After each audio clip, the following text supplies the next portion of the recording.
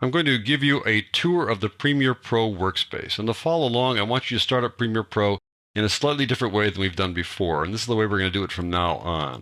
Go to the Working Files folder and double-click on that to open it up. And inside here, open up the Projects folder, and then double-click on 0304 Navigating to open up that project. So here we are inside this project. I've already got some assets loaded up here inside the project panel, and I've got some stuff on a sequence inside the timeline panel, and we're ready to get rolling here. Now our workspace will look different than yours because we're working at a relatively low resolution setting in my monitor to make sure that the video that we make here for you at Infinite Skills looks sharp, that the fonts look sharp and look large enough that you can read them. If this were running at, let's say, a standard high definition amount of 1920 by 1080, these guys would be too small to be very legible. So we're running here at 1280 by 720, which is actually smaller than the required minimum for Premiere Pro, which is 1280 by 900. So we're kind of cheating things here a little bit. But we want to make sure that you can see things well when we make our videos here. Nevertheless, your workspace will look more or less like this. What we have here is a standard Adobe workspace that appears in most Adobe products. So if you've worked with other products, this will be old news for you. But let me just walk you through it a little bit so you can see some of the specifics inside Premiere Pro and how they relate to other products that you've worked with.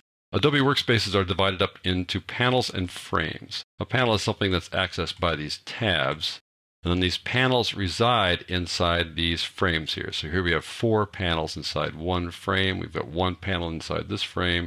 We have some number of panels down here. I can't see the number because this little scroll bar says, there's more here to the right. So I got 1, 2, 3, 4, 5, 6 panels inside this frame, and then 1 panel over here in this frame. So that's how it's organized. And this panel and frame organization is important when you customize your workspace. And I'm going to talk about customizing workspaces in another lesson. Here I just kind of want to walk you through the various different frames and panels here.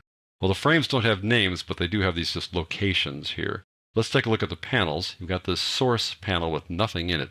Well, this is a 2-up display, they call it, 2-up. And the way that it works is that the left-hand side is the stuff that you're previewing, and the right-hand side is your finished work, your project. So the left-hand side is the source, and to see something in the source, I just double-click on something that'll display it here on the source side. So these are things I'm thinking about putting in my project. And over here is the finished project. This is called the program monitor. You can see that if I start rolling this guy. There you go. Let me turn off the audio here so we don't get that stepping on us later. There we go. So that's the finished project here, or at least the project that I'm working on here. Over here on the source side, we've got some other panels. Effect controls say what kind of effects have been added to a clip. If I click on a clip, there are effects already added to all clips inside Premiere Pro. On the video side or image side of clips, there's 3 effects added: motion, opacity, and time remapping. On the audio side, if audio is present, you've got volume, channel volume, and pan. Those things were automatically added to all clips, sort of sitting in neutral here, waiting for you to change them. Then you've got an audio mixer, 1 column for each track. So I've got 3 audio tracks, 3 columns, and then the master track here on the right-hand side. You can see the names down here, 1, 2, 3, and master. There we go.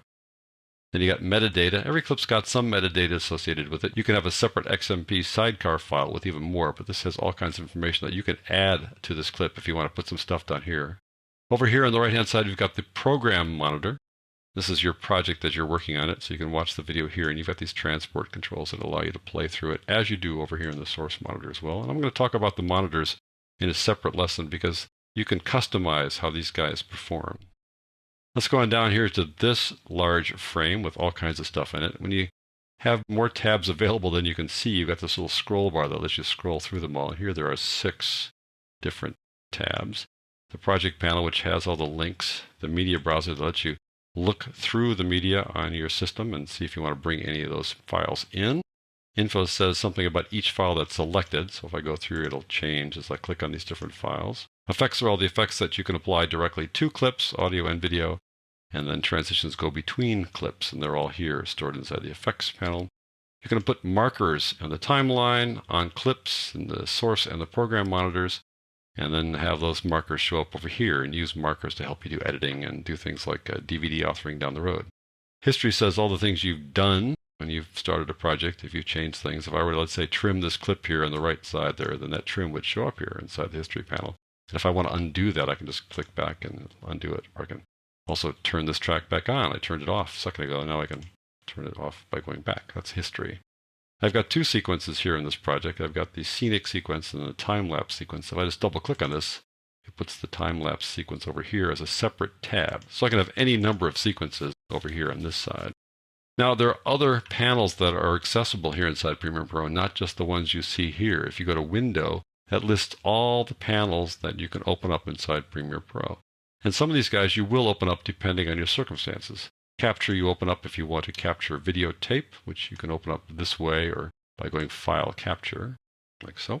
Or some other things here, for instance, you've got this thing called a reference monitor. Reference monitor is great if you want to use these scopes for color correction, and we will use these scopes. They're very helpful, so the reference monitor is great to have that at our disposal. And there are a few other items here that you'll open up from time to time, but this is the standard workspace that you'll see when you open up Premiere Pro for the first time. There are other preset workspaces that you can switch to, and I'm going to talk about those presets and how to customize workspaces in a different lesson.